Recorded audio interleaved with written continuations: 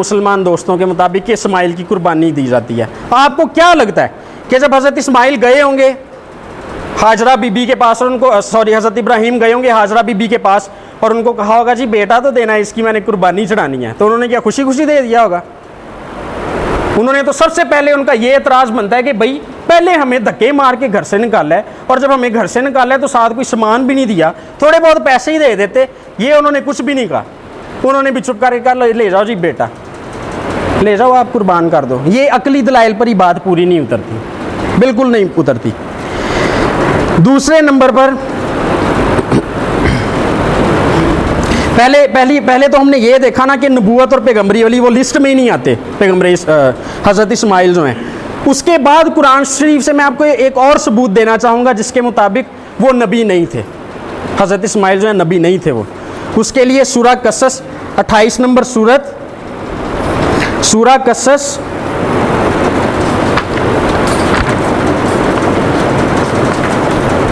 हाँ जी 28 नंबर सूरत उसकी 46 नंबर आयत में लिखा है, और तू तूर के किनारे पर भी ना था जब हमने आवाज़ दी, लेकिन तेरे रब का ये इनाम है ताकि उन लोगों को डराए जिनके पास तुझसे पहले कोई डराने वाला नहीं आया, ताकि वो नसीहत हासिल करें। फिर उसके बाद हज़रत मोहम्मद से पहले कोई डराने वाला ही नहीं आया उस उम्मत की तरफ। उसके बाद सूरह सजदा 32 नंबर सूरत 3 नंबर आयत। क्या वो कहते हैं कि इसने खुद बनाया है? कुरान के बारे में एतराज़ अल्लाह ताला जवाब दे रहे हैं कि क्या जो मुतरज़िन है एतराज़ करने वाले हैं क्या कहते हैं कि इसने खुद बनाई है? बल्कि ये सच्ची किताब है तेरे रब की तरफ से है ताकि तू उस कौम को डराए जिनके पास तुझसे पहले कोई डराने वाला नहीं आया, ताकि वो राह पर आए। सूरह फातिर उसकी 42 नंबर आयत में लिखा है, और वो अल्लाह की पुख्ता कसमें खाते थे अगर उनके पास कोई भी डराने वाला आया होता तो हर एक उम्मत से ज़्यादा हदायत पर होंगे। अच्छा, यहाँ पर भी लिखा है कि उनके पास कोई डराने वाला नहीं आया। सूरह यासिन वाला हवाला पढ़ें, ये बल्कि मैं बाद में पढ़ूंगा। सूरह सबा 34 नंबर सूरत 44 नंबर आयत में लिखा है, और हमने उन्हें कोई किताब नहीं दी कि उसे पढ़ते हों, और हमने उनकी तरफ आपसे पहले कोई डराने वाला नहीं भेजा। तो अगर यहाँ तो पैगम्बरे, यहाँ तो हज़रत इस्माइल नबी नहीं थे, यहाँ फिर उधर गए नहीं थे, क्योंकि अगर वो गए थे मक्के में और वो नबी थे तो फिर कुरान क्यों कहता है कि डराने वाला नहीं भेजा आपसे पहले? ठीक है, अगर वो उधर गए थे तो फिर नबी नहीं थे, यहाँ फिर वो नबी थे और उधर गए नहीं थे। दोनों बातों में से कोई भी बात मानने नुकसान आपका ही है, हमारा कुछ नहीं जाता। अच्छा, बल्कि अगर आप सूरह ज़खरफ पढ़ लें उसकी किस नंबर आयत में, तो अल्लाह ताला तो वहाँ पर यह भी कहते हैं कि क्या हमने उन्हें इससे पहले कोई किताब दी है कि ये उस पर कायम रहें? अल्लाह ताला तो ये भी कह रहे हैं कि हमने कोई किताब ही नहीं उनको दी इससे पहले जिस पे वो कायम रहें। अच्छा जी, खुलासे में मैं ये चंद एक और भी हैं रवायात। इमाम तबरी को अगर आप पढ़ें तो सफ़ा नंबर 189 से 191 तक इनके बुज़ुर्गों की, इनके इमामों की, मुहद्दिसीन की, सहाबा कराम की रवायात हैं सनद के साथ, जिनके मुताबिक हज़रत इसहाक़ थे ज़बीउल्लाह और हज़रत इस्माइल नहीं थे। ज़बी के लिए ज़िबा करने के लिए उनको ले जाया गया था। मैं तिबरी साथ लेकर आया हूँ, किसने तसल्ली करनी होगी तो दिल खोल के करे तसल्ली, जैसे मर्जी करें तसल्ली। उसके बाद खुलासे में मैं ये बात बताना चाहूँगा कि दर हकीकत जो ज़बी की बात है ना कि ज़बी कौन था, ज़बी कोई भी नहीं था दोनों में से। असल मानों में तो देखा जाए ना ज़बी कोई नहीं था, इसलिए क्योंकि कुर्बानी किसी की भी नहीं हुई दोनों में से। तो ज़बी हकीकी कौन था? वो मसीह यस्सू था और इसहाक़ उसका मसील था। ये जो कुर्बानी थी ये खुदावंद यस्सु मसीह की तरफ इशारा करती थी।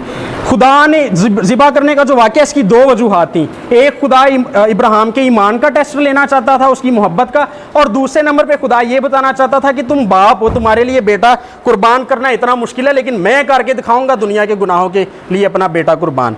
और इसी तरह से आपको जो मसील वाली बात है उसके लिए मैं चंद एक बातें बताना चाहूँगा। पैदाइश 22:2 पढ़े तो उसमें इसहाक़ को इकलौता बेटा कहा गया है। यूहन्ना 3:16 पढ़े तो उसमें खुदावंद यीशु मसीह को इकलौता बेटा कहा गया है। आयत नंबर 2 में इसी बात के इब्राहिम को कहा गया कि इसहाक़ को मोरिया के पहाड़ों पर कुर्बान कर, और इसी एरिया पर कई सालों बाद यरूशलेम शहर तामीर किया गया जहाँ पर यीशु मसीह ने अपनी जान दी, जहाँ पर यीशु मसीह अब कुर्बान हुए। आयत नंबर 3, मोरिया जाने के लिए गधे पर सफ़र किया गया और यीशु मसीह भी गधे पर सफ़र करके अपनी कुर्बानी के मुकाम यानी यरूशलेम में दाखिल हुए। आयत नंबर उसके बाद 3 ही में लिखा है कि इसहाक के साथ इब्राहिम और 2 आदमी थे और यस्सु के साथ भी 2 लोग सलीब पर लटकाए गए। इसी तरह से आयत नंबर 4 पढ़े, इब्राहिम और इसहाक ने 3 दिन का सफर तय किया और यस्सु मसीह भी 3 दिन कब्र में रहे। आयत नंबर 6, इब्राहिम ने सख्तनी कुर्बानी के लिए लकड़ियां पहले इसहाक पर रखी जब उसे लेकर जा रहे थे, बाद में उन्हीं लकड़ियों को बिछाकर उसको इसहाक को उसके ऊपर लटाया। खुदा ने यस्सु मसीह भी अपनी सलीब खुद पकड़ के लेकर गए, बाद में उसी लकड़ी पर खुदा ने यस्सु मसीह को लटका दिया गया। आयत नंबर 7 और आयत नंबर 7 और 8, इसहाक इब्राहिम से पूछता है कि कुर्बानी के लिए वो बर्रा कहां से आएगा, और इब्राहिम जवाब देते हैं कि कुर्बानी के लिए खुदा खुद बर्रा मुहैया करेगा। जब यूहन्ना इस्तबागी खुदा ने यीशु मसीह को अपनी तरफ आते देखते हैं तो कहते हैं ये है वो खुदा का बर्रा जो जहान के गुनाह उठा ले जाता है।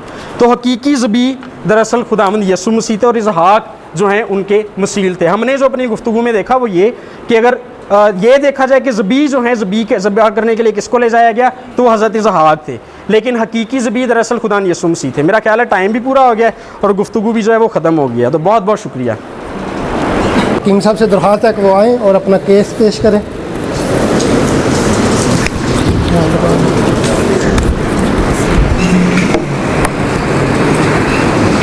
जी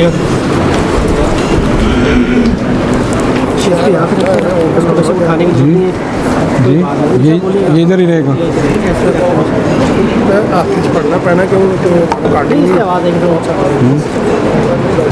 अस्सलामु अलैकुम वरहमतुल्लाह नहमदुहु व नसल्ली अला रसूलिहिल करीम अम्मा बाद फ़अऊज़ु बिल्लाहि मिनश शैतानिर रजीम बिस्मिल्लाहिर रहमानिर रहीम। या अहलल किताब लिमा तल्बिसूनल हक़्क़ बिल बातिल। हज़रात, आपने सुना, अब ज़रा तवज्जो के साथ इन्होंने कुरान करीम के हवाले से बहुत कुछ बयान किया, उसका ज़िक्र तो हम करेंगे इंशाअल्लाह। पहले इन्होंने कहा कि ज़बी का नाम जो है वो नहीं लिया गया, ये अपनी इस्लाह कर लें। नाम ज़ाती भी होता है, नाम सिफ़ाती भी होता है। हज़रत मसीह इब्ने मरियम का ज़ाती नाम यस्सु है, सिफ़ाती नाम मसीह है। अब अगर कोई कहे यस्सु, आप कहें नहीं जी वो तो मसीह था, मैं नहीं मानता। अगर कोई कहे मसीह, आप कहें नहीं जी वो तो यस्सु था, ऐसा नहीं है। नाम ज़ाती भी होता है, नाम सिफ़ाती भी होता है। कुरान करीम ने दोनों नाम बयान किए हैं, हज़रत इस्माईल अलैहिस्सलाम का भी और हज़रत इसहाक अलैहिस्सलाम का भी। ज़ाती नाम भी बयान किया है, सिफ़ाती नाम भी बयान किया। और हज़रत इस्माईल अलैहिस्सलातु वस्सलाम का नाम जो है वो सिफ़ाती नाम जो हलीम बयान किया है कुरान करीम ने, इसी सूरा सफ़ात में, जहाँ से आपको नाम नज़र नहीं आया। और यहीं हज़रत इसहाक अलैहिस्सलातु वस्सलाम का जो सिफ़ाती नाम है वो अलीम बयान किया है। तो सूरा सफ़ात के अंदर जो है वो ये बयान किया गया है कि हज़रत इस्माईल अलैहिस्सलातु वस्सलाम, जिनका वहाँ सिफ़ाती नाम जो है वो कुरान करीम ने हलीम बयान किया है, तो उनकी कुर्बानी का जो है वो ज़िक्र है। इन्होंने कहा छोटा बेटा, ये इसमें तस्गीर है, ये ज़रा लुग़त दे दें। ये छोटा भी और प्यारा भी दोनों के मानी में आता है, और बाइबल के अंदर प्यारा का लफ्ज़ लिखा हुआ है। तो ये लुग़त के अंदर है, ये तस्गीर है बुनैया, ये इसमें तस्गीर है, ये निस्बत के लिए है, असल के लिए, और हमज़ा वसल को साकत करके। तो ये जो है ये प्यारे के लिए भी है और छोटे के लिए भी है, और वो छोटा ही था। हज़रत इस्माईल अपनी उम्र के एतबार से वो छोटा ही था, तो ये प्यारे के लिए भी इस्तेमाल होता है, लिहाजा कोई ये ऐसी बात नहीं है। अब हम बात करते हैं कुरान करीम में सूरा सफ़ात का पूरा वाक़या जो कुर्बानी का बयान किया गया है। इसके बयान करने के बाद अल्लाह ताला ने ये फरमाया है कि हमने उनके ऊपर जो इनाम किया, इनाम ये किया कि इसके इनाम के सिले में इस वाक़या के बाद हज़रत इसहाक की बशारत की, उन्हें बशारत दी पैदा होने की। इन्होंने कहा जी बशारत जो है वो सिर्फ़ हज़रत इसहाक के बारे में है मेरे भाई, नहीं, हज़रत इस्माईल के बारे में भी है। रब्बे हबली मिनस सालिहीन फबश्शरनाहु, ये बशारत की बात हो रही है। फबश्शरनाहु, हमने उन्हें बशारत दी, हाँ जी, बेगुलाम इन हलीम, तो लिहाजा बशार दुआ कब की, मुझे औलाद अता कर, जब वो बे औलाद थे।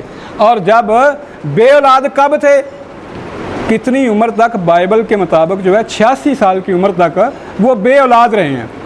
ये बड़ी एक अजीब बात है कि उस ज़माने के अंदर पहलौठा होना बड़े शर्फ की बात थी और किसी औरत का बांझ होना बड़ी मायूब बात थी। और बल्कि बांझ के बारे में बाइबल में लिखा हुआ है, उसे तो जो है बांझ को ताने कसे जाते थे और अकलौता होना बड़े शर्फ की बात है।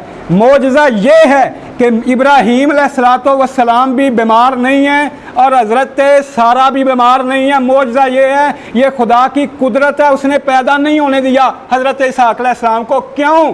अल्लाह ये चाहता था कि अकलौता जो है, पहलौटा फरजंद जो है वो हाजरा के बतन से हो, इसलिए नहीं पैदा होने दिया।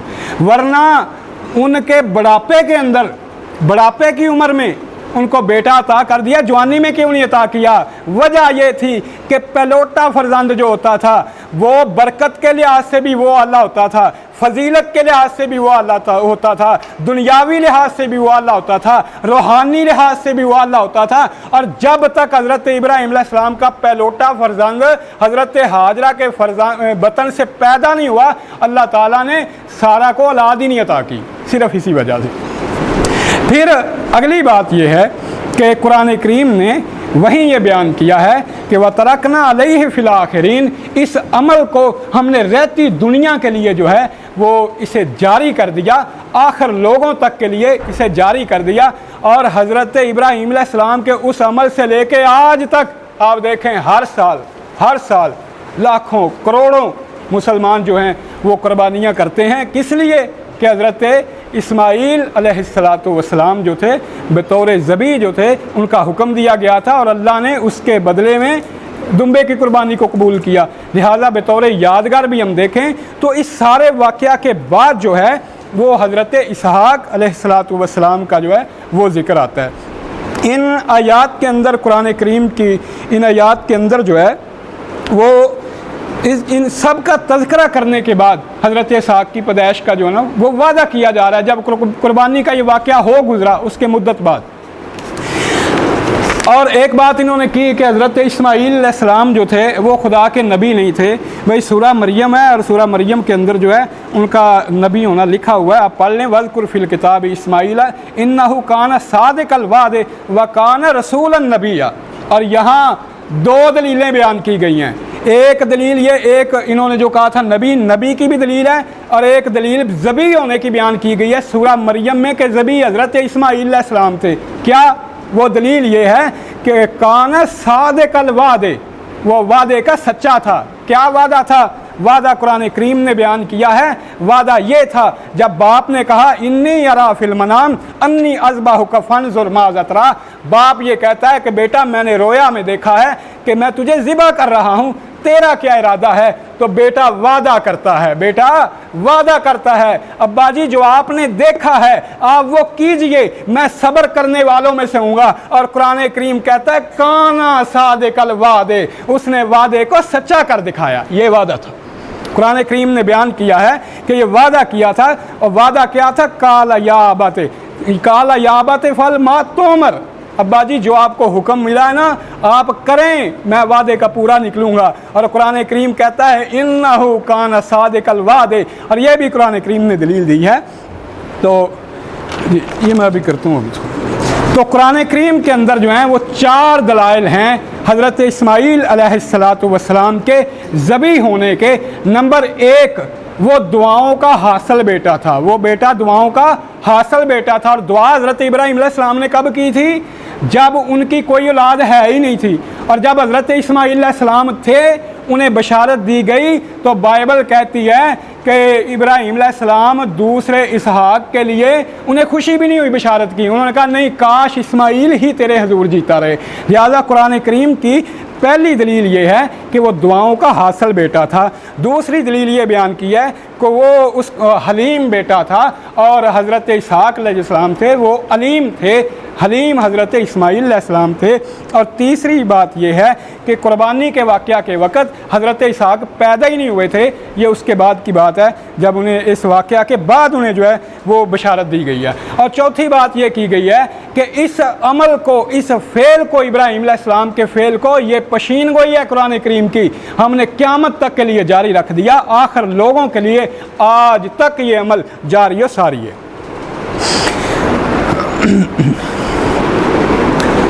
इन्होंने कुछ तिबरी का मुझे हवाला दिया, कुछ रवायात ऐसी हैं, इन रवायात में है, फ़लाँ रवायात में है, हज़ार रवायात में हो, हमें कोई फ़र्क नहीं पड़ता, किसी भी एक रवायत सही रवायत में नहीं है, किसी भी एक सही रवायत में नहीं है।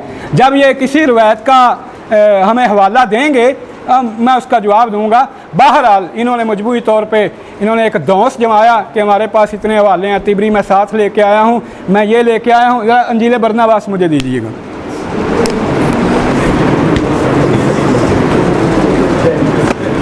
ये मेरे पास अंजील बरनबास है, सफ़ा नंबर इसका 180 है, और 180 सफ़ा में लिखा हुआ है कि तब शागिर्दों ने कहा है, मुअल्लम मूसा की किताब में यूँ ही कहा गया है कि अहद इसहाक़ से किया गया है। यस्सु ने सर्द भरकर जवाब दिया, यही लिखा हुआ है, लेकिन मूसा ने इसको नहीं लिखा और ना यशु ने, बल्कि हमारे अहबार दीनी आलमों ने जो कि खुदा से नहीं डरते।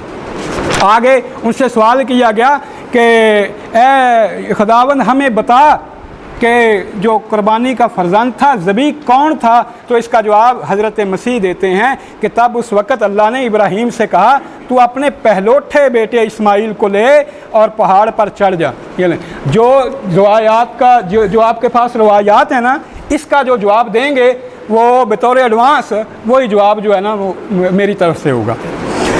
अब मैं गुजारिश करता हूँ, थोड़ी तवज्जो कीजिएगा। इन्होंने एक बुनियादी बात की है कि उनकी बुनियाद किसके ऊपर है? बाइबल के ऊपर।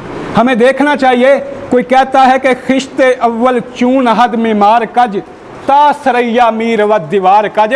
अगर बुनियाद टेढ़ी होगी तो आसमान तक चले जाओ, बिल्डिंग टेढ़ी ही रहेगी।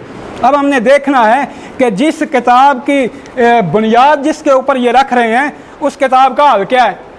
जिस किताब के ऊपर ये बुनियाद रख रहे हैं हज़रत इसहाक़ अलैहिस्सलाम की, उसका हाल क्या है? कमूसल किताब का सफ़ा नंबर 151 है, निकाल दें ज़रा। वहाँ लिखा हुआ है कि मुंशी जो हैं हाशियाई अल्फाज मतन में शामिल कर देते थे अपनी तरफ से, खुदा के कलाम में, खुदा के मतन में अपने अल्फाज शामिल कर देते थे। इस किताब का दोस्त जमा रहे हो, ये तुम्हारी कमूसल किताब है, और इसके अंदर लिखा हुआ है कि सफ़ा नंबर है भाई 151 है भाई, आप 52 निकाल दिया आपने। अगर एक कातब ने अपनी तरफ से कुछ हाशिया में लिख दिया तो दूसरे ने उसको मतन का हिस्सा समझकर मतन में शामिल कर दिया, और इस किस्म की और भी गलतियां मौजूद होती रही। मुझे दें ज़रा, ये मुतदबा कलाम मुक़द्दस है। इस तरह की कितनी गलतियां हैं? 3 लाख गलतियां। कराची के मुनाज़रे में मैंने यह हवाला दिया था, और पादरी साहब ने कहा था ये हमारी किताब नहीं मरज़इयों की, आप लाहौर में आए हुए हैं, आए सुबह चले बाइबल सोसाइटी, आप बाइबल सोसाइटी चले, ये मरज़इयों की है या उनकी है?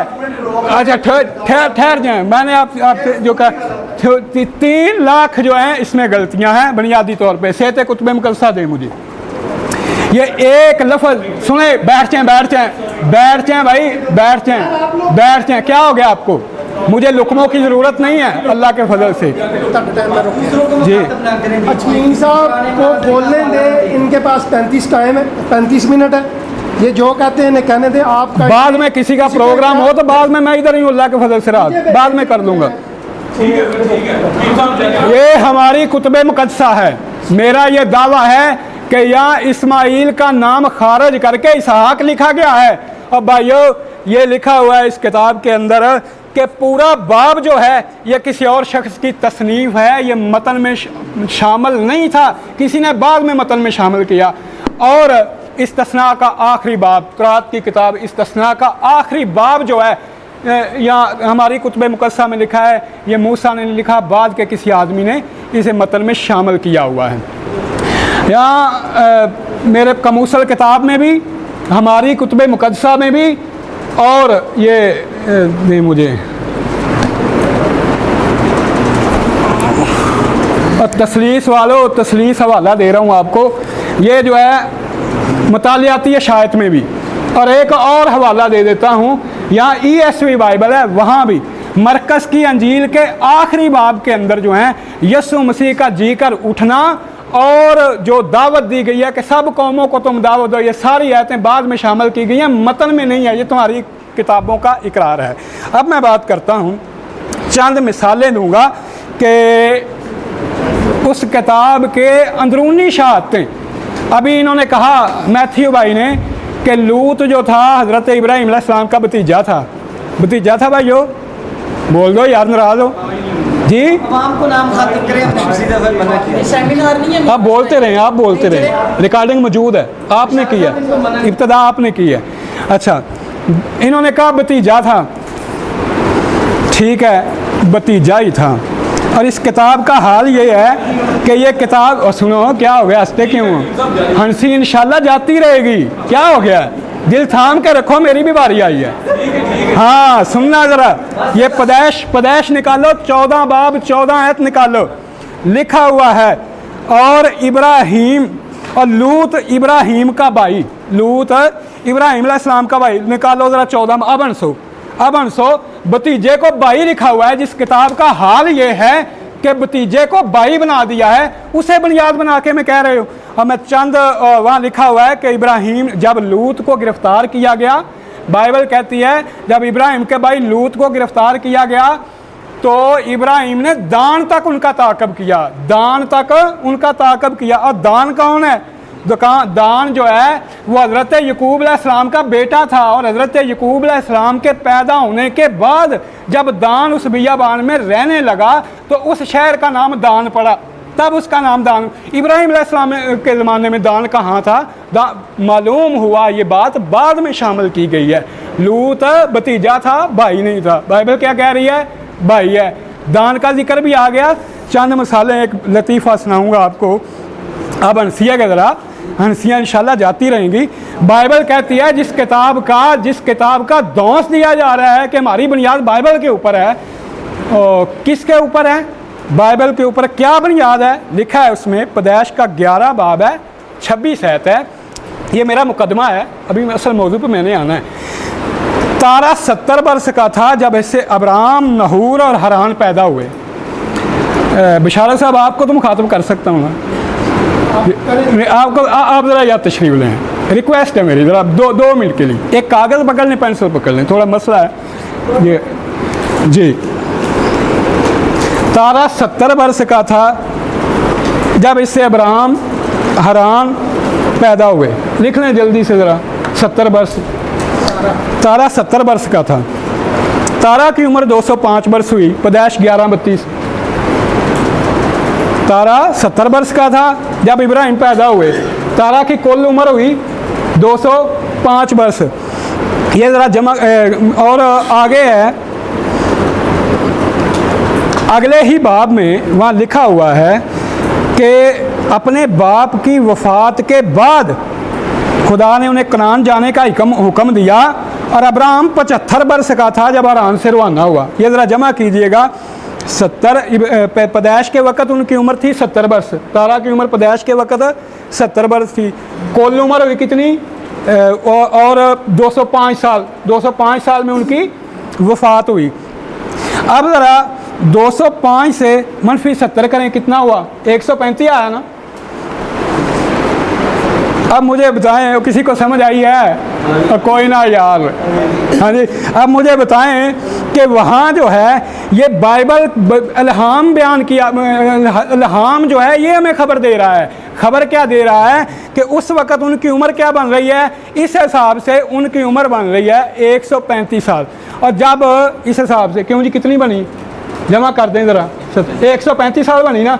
मगर बाइबल क्या कर रही है, ये हमें लतीफ़ा सुना रही है कि 75 साल की जो उम्र, जी हमें ये बताएं कि 75 साल उम्र जो है उनकी कैसे जो है ना उम्र बढ़ने की बजाय 60 साल कम कैसे हो गई। इस किताब पे ये बुनियाद रख रहे हैं। शुक्रिया, आप जो है ना तशरीफ़ लाए।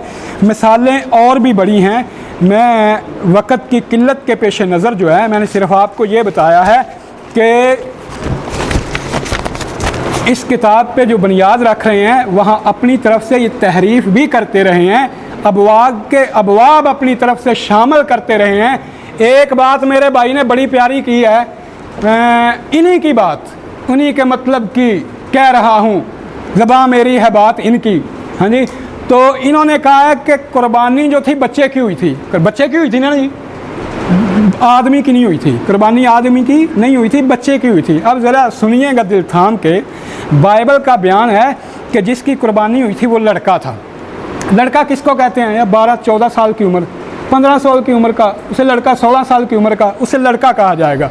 बाइबल की इस कहानी का ये लफ्ज़ बड़ा अहम है। पैदाइश 22:12 में लिखा हुआ है कि फिर खुदा ने इब्राहिम से कहा कि तू लड़के पर अपना हाथ ना चला।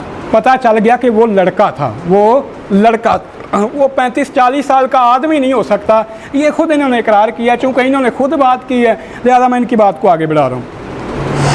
यहाँ जो लफ्ज़ आया वो नूर आया। स्ट्रॉन्ग की डिक्शनरी में जब हम देखते हैं तो उन्होंने भी ये लिखा है कि लड़का 10 साल से लेके 16 साल की, 18-20 साल की उम्र तक, स्ट्रॉन्ग की डिक्शनरी में।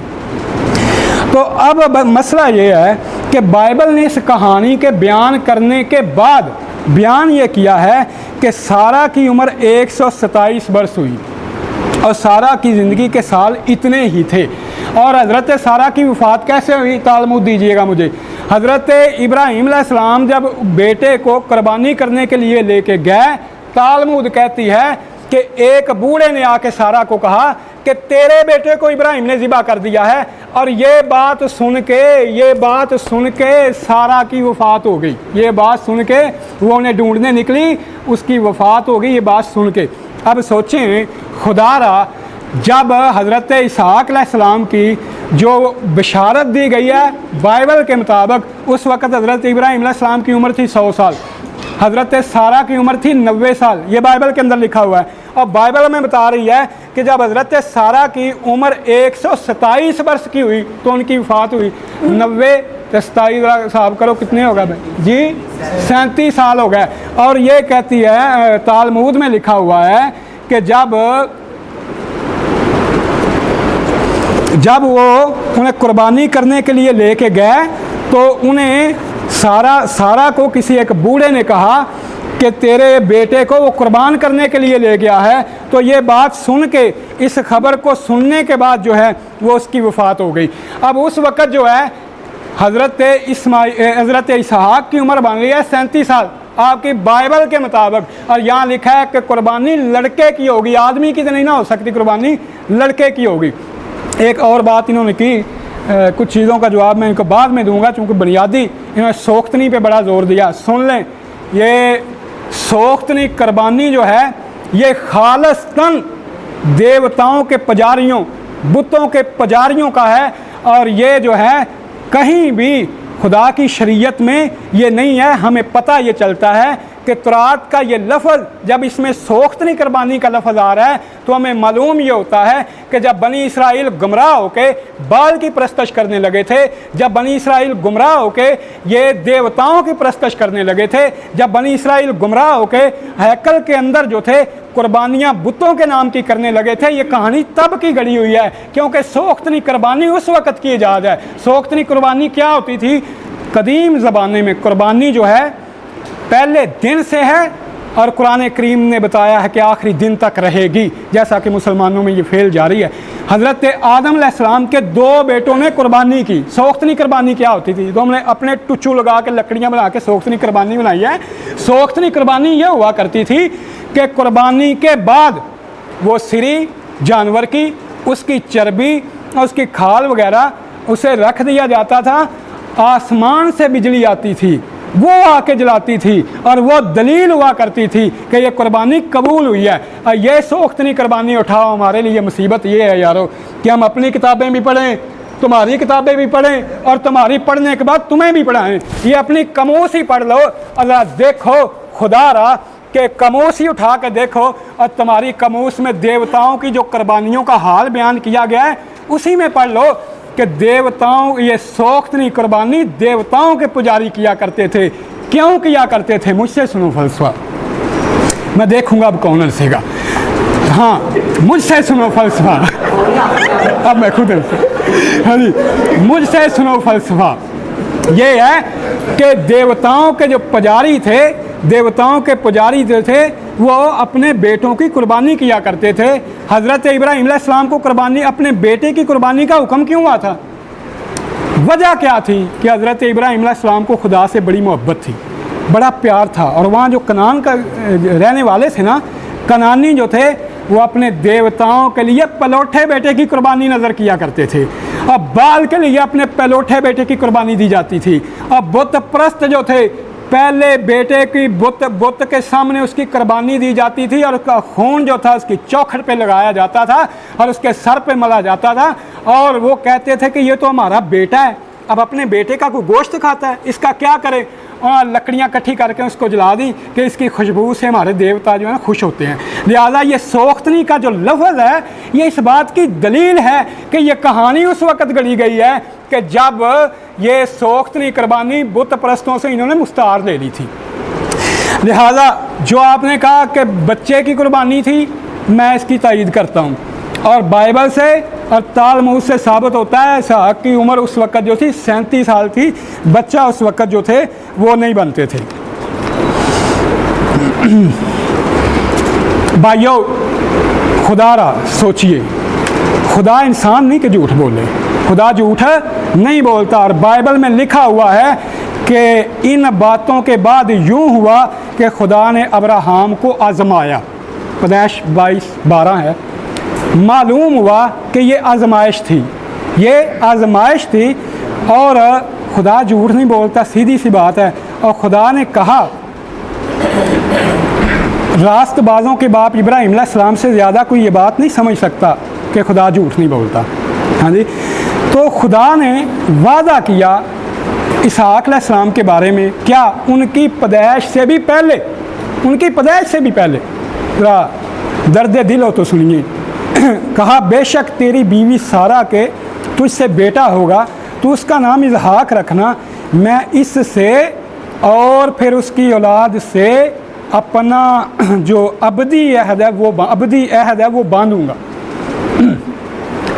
रेशम में टाट का पैबंद आंखें बंद करके बताया जा सकता है। कहते हैं इसहाक की कुर्बानी थी, ऊपर क्या बताया गया है? आजमाइश थी।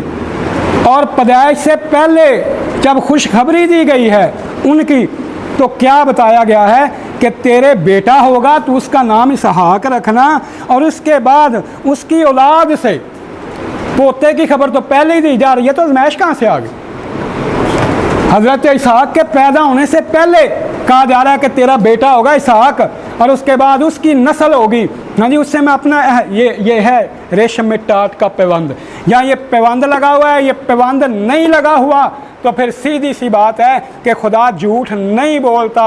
और खुदा कहता है कि ये इब्राहिम के लिए आजमाइश थी। अगर आजमाइश थी तो फिर पहले क्यों बताया खुदा ने इब्राहिम अलैहिस्सलाम को कि मैं तेरे बेटा जो है इसहाक जो है, इसकी औलाद से जो मैं अपना अहद बांधूंगा। लिहाजा मालूम हो गया कि ये बात जो है हज़रत इस्माईल अलैहिस्सलाम के साथ है। इन्होंने नाहक जो है इसहाक का टांका लगाया है। अगली बात, पहलोठा। पहलोठा मैंने जैसा कि अर्ज़ किया है, ये खुदा ताला की कुदरत है, वो कादिर मुतलक है, वो असबाब का मुताज नहीं है। खुदा असबाब का मुताज नहीं है, वो कादिर मुतलक है। सीधी सी बात है कि बाइबल में भी लिखा है खुदा से कोई चीज़ नामुमकिन नहीं है। कुरान करीम में कहता है इन्नल्लाह अला कुल्लि शैइन कदीर। मैं सवाल करता हूँ कि हज़रत सारा और हज़रत इब्राहीम अलैहिस्सलाम दोनों जवान हैं, इनकी औलाद नहीं होती। वजह, खुदा असबाब का मुताज नहीं है और वो जो चाहता है करता है। उसने औलाद नहीं होने दी। क्यों? पहलोटे की जो अज़मत है, कभी बाइबल में पढ़ के देखो। तुमने तो दालें खिला के और ये फ़रेब दे के, मुझे समझ नहीं आती कि वो नबीना बाप को फ़रेब दे रहे थे कि खुदा को फ़रेब दे रहे थे। दालें खा के पहलोटे की बरकत ले लेते हो। ये बरकत थी पहलोठे की, और रब ये बरकत इस्माईल के अलावा किसी को देना नहीं चाहता था। और जब तक वो पैदा नहीं हुए, हज़रत हाजरा के बतन से अल्लाह ने बीबी सारा को औलाद ही नहीं दी है। वरना उसके लिए क्या मुश्किल था? उसके लिए ये मुमकिन ही ना था। और जहाँ तक बाइबल के माखज़ों का ताल्लुक है, तो आप खुदा के बहुत बड़े बुनियादी कानून को चैलेंज कर रहे हैं। पढ़िए बाइबल को, उठाइए, जगह जगह बाइबल के अंदर पहलोठे की कुर्बानी का हुक्म है, पहलोठे की कुर्बानी का हुक्म है। अब पहलोठे का माना किसको नहीं आता यार? और हज़रत आदम अलैहिस्सलाम के बेटों ने पहलोठे की कुर्बानी की थी कि नहीं? पहलोठे की जानवर के पहले फल दिए। अब बाइबल के अंदर हमेशा जो है वो पहलोठे की कुर्बानी का ही हुक्म दिया गया है। अगर तुरात खोलो, खरूज 22-29 खोलो, तो वहाँ लिखा है अपने बेटों में से पहलोठे मुझको देना। तो पहलोठे हज़रत इस्माईल अलैहिस्सलाम थे। इसी तरह 2 सलातीन 3:27 के अंदर भी जो है यही हुक्म है कि पहलोठों के बारे के खुदा के लिए पहलोठे अलग किया करो। तो इस्माईल अलैहिस्सलाम जो थे वो पहलोठे थे। पहलोठा कौन होता है, मैं थोड़ा ये वाजे कर दूं, अभी ये डंडी मारेंगे वो हाजरा का पहलोठा था, वो सारा का पहलोठा था, नहीं। बाइबल ने तखसीस की है कि जो तेरी कुव्वत का, तेरी शाहज़ोरी का पहला फल है वो पहलोठा है। जो कुव्वत का पहला फल है, जो शाहज़ोरी का पहला फल है। नहीं, मैं सुनता रहा हूँ कहना नहीं जी वो तो जी वो फलां का पलौटा था, वो तो हाजरा का पलौटा था, वो सारा का हो हाजरा को, हमें उससे कोई गरज नहीं है। हमें इब्राहीम अलैहिस्सलाम की शाहज़ोरी के पहले फल की बात कर रहे हैं, वो पहलोठा है। यह बाइबल की तस्रीह है। लिहाजा इब्राहीम अलैहिस्सलाम का पहलोठा वो जनाब इस्माईल अलैहिस्सलातु वस्सलाम है। और बाइबल के अंदर जो है प्यारा भी वो है। और यह इन्होंने पढ़ी रात के अंदर, इन्होंने पूरा जो है मतलब आपको पढ़ के सुनाया। और वहाँ लिखा हुआ है कि तू जो है अपने प्यारे बेटे की जो ना कुर्बानी कर। तो प्यारा भी कौन था? इस्माईल ही था। ज़ाहिर सी बात है कि 86 साल की एक बंदे की उम्र हो गई है, उसकी औलाद नहीं होती है, दुआएं कर कर के वो थक जाता है। अब बाइबल के मुताबिक मायूस होकर कहता है खुदा तूने मुझे क्या दिया? हम कहते हैं इब्राहीम अलैहिस्सलाम कभी ऐसा नहीं कह सकते। उन्होंने कहा रब्बे हबली मिनस सालिहीन। उन्होंने एक आजाना दुआ की थी। बहरहाल 86 साल की उम्र में जो बेटा अता किया, इससे बढ़ के खुशी क्या हो सकती थी? और दलील बाइबल के अंदर मौजूद है कि जब इसहाक के बारे में उन्हें पशीन गोई की गई तो इब्राहीम अलैहिस्सलाम ना खुश हुए ना उन्होंने कहा अच्छा अल्लाह तेरा बहुत शुक्रिया तूने बेटे के बाद दूसरा बेटा दिया। उन्होंने कहा नहीं है काश इस्माईल ही तेरे हजूर जीता रहे। इससे भी मालूम हुआ कि प्यारा बेटा भी जो था वो इस्माईल था, पहलोठा भी इस्माईल था और प्यारा भी इस्माईल था।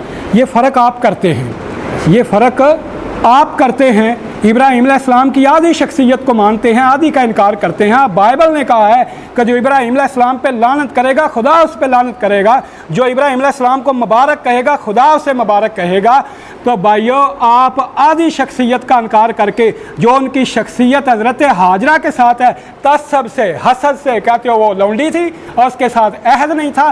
कोई एक बात ऐसी मुझे बताओ जो हज़रत इसहाक की फजीलत में हो बाइबल में, इस्माईल अलैहिस्सलाम के बारे में ना हो। इसहाक का नाम खुदा ने रखा, बाइबल में लिखा हुआ है। इस्माईल का नाम खुदा ने रखा, उठाओ बाइबल। और खुदा साथ था इसहाक के, खुदा साथ था इस्माईल के। कहते हैं जी नबी नहीं थे, कैसे नबी नहीं थे? जाओ पूरी बाइबल उठाओ, पूरी बाइबल उठाओ। मुझे फिर वो याद आ जाती है बात, हाँ जी, कहीं मुझे पूरी बाइबल में दिखाओ इब्राहीम इसहाक नबी कहाँ था, या मुझे ज़रा बताइएगा कि इसहाक नबी कहाँ था। और बाइबल के अंदर यहाँ लिखा हुआ है कि खुदा जिसके साथ था, ये नबियों के बारे में लिखा हुआ है कि खुदा उसके साथ था। मूसा के बारे में लिखा है खुदा उसके साथ था, और दीगर नबियों के बारे, इसहाक के बारे में भी ऐसा ही है। अब देखें इब्राहीम अलैहिस्सलाम की 3 बीवियाँ हैं। हज़रत सारा की औलाद के लिए भी बशारत दी जा रही है खुदा की तरफ से, इस्माईल अलैहिस्सलाम के लिए भी नाम भी रख रहा है खुदा। दोनों की औलाद नस्ल के बारे में खुदा पहले बता रहा है कि ये जो है ये रेत की मानंद होंगे, दरिया के समंदर के किनारों की रेत की मानंद, और आसमान के तारों की मानंद होंगे। मगर आपकी एक तीसरी बीवी भी थी जिसका बाइबल में जिक्र है, कतूरा उसका नाम था। उसके बेटों का ना खुदा ने नाम रखा, ना खुदा उनके साथ था, ना खुदा का उनके साथ कोई वादा था। लिहाजा हज़रत इसहाक़ अलैहिस्सलाम के बारे में जो भी बाइबल में लिखा हुआ है, जो इनकी मीनाकारी जो टाट का पाबंद है, उसके अलावा कोई एक फजीलत उनकी ऐसी नहीं है जो हज़रत इस्माईल अलैहिस्सलाम में ना पाई जाती हो। अगली बात है जी अकलौता। इस मतन में जो इन्होंने पढ़ा है 3 दफ़ा अकलौता अकलौता अकलौता के लफ्ज़ आए हैं। अकलौता हर कोई जानता है कि अकलौता का माना क्या है। एक दफ़ा वहाँ लिखा है जो तेरा अकलौता है और जिसे तू प्यार करता है। अब मैं जान गया कि तू खुदा से डरता है, इसलिए कि तूने अपने बेटे को भी जो तेरा अकलौता है, हाँ जी। और तीसरे मौके पे लिखा हुआ है चूँकि तूने ये काम किया कि अपने बेटे को भी जो तेरा अकलौता है। खुदा ने बार बार बार बार अकलौता अकलौता अकलौता कह के ये साबित कर दिया है कि उस वक़्त हज़रत इब्राहीम अलैहिस्सलाम का एक ही बेटा था। अब ईमानदारी से बताएं, हज़रत इसहाक़ अलैहिस्सलाम अकलौते तो नहीं थे। हज़रत इसहाक़ से इस्माईल अलैहिस्सलाम बाइबल की तशरीह के मुताबिक 14 साल बड़े थे और उस वक़्त जो थे उनकी बीबी कतूरा से भी कुछ जो औलाद थी। तो लिहाजा बात यह है कि वहाँ अकलौता का लफ्ज़ है और अकलौता का जो लफ्ज़ है ना, इसके अंदर अबरानी मतन के अंदर वहाँ उसका लफ्ज़ है युहीदों का। ये वही है जो हमारे यहाँ वाहद है, आहद है, यानी एक ही। जब हम स्ट्रॉन्ग की डिक्शनरी को उठाते हैं तो उसके अंदर जो है उसका माना वहीदा का हमें ये बताया जाता है only single also lonely, only single also lonely. ये स्ट्रॉन्ग की डिक्शनरी में या उर्दू में अकलौता का लफ्ज़ है, अबरानी में यहीदा का लफ्ज़ है और स्ट्रॉन्ग की डिक्शनरी में उसका तर्जमा में ये बताया है ओनली सिंगल आल्सो लोनली। हाँ जी, along the only son the only one, यानी उस वक़्त उनका एक ही बेटा था। और सीधी सी बात है, आजमाइश भी तब हो सकती है कि जब उनका बेटा भी एक ही हो और वो भी खुदा जो है कुर्बानी के लिए अपने लिए मांग ले। लिहाजा अकलौते का लफ्ज़ जो है ये इस बात की दलील है कि यहाँ इसहाक़ का लफ्ज़ बाद में टांका लगाया गया है। ये रेशम में टाट का पैबंद है। ये जैसा कि मलाकी नबी ने कहा था कि यहाँ लिखने वालों के बातल कलम ने बतालत पैदा की है, यहाँ अकलौते के साथ इसहाक़ का लफ्ज़ जो है लिखने वाले के बातल कलम की बतालत है, इसके सिवा कुछ नहीं है। अगली बात है